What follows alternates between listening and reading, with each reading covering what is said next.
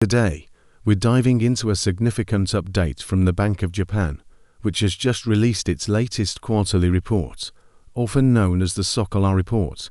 This report is crucial because it gives us a detailed look at the economic health of Japan's different regions, straight from the central bank's perspective. So, what's the big news? The Bank of Japan has maintained its economic assessment for 8 of the country's 9 regions.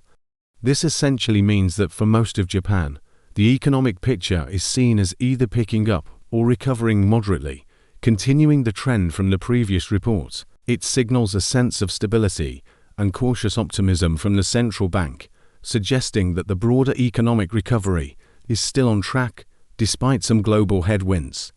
Now, let's talk about the one exception.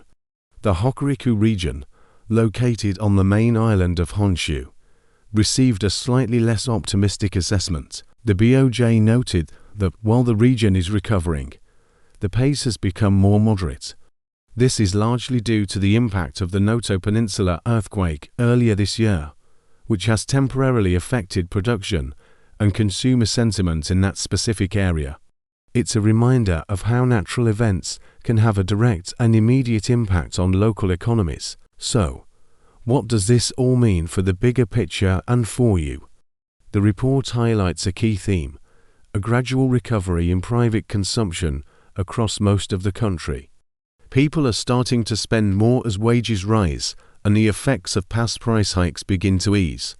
This is a positive sign for businesses and the overall economy. However, the BoJ also pointed out that some companies are still hesitant about passing on rising labor and material costs to consumers, which is a delicate balancing act. Looking ahead, this report reinforces the idea that the Bank of Japan will likely proceed with caution. While they ended their negative interest rate policy in March, this steady-as-she-goes assessment suggests they are in no rush to make another major move. They'll be closely watching how wage growth translates into actual consumer spending and how businesses navigate the current cost environment. It's a classic case of watchful waiting. That's a quick rundown of the latest from the Bank of Japan. It's a story of broad stability with a few regional challenges. Thanks for tuning in. If you found this breakdown helpful, please hit that like button, subscribe to the channel, and ring the bell so you don't miss our next update. See you in the next video.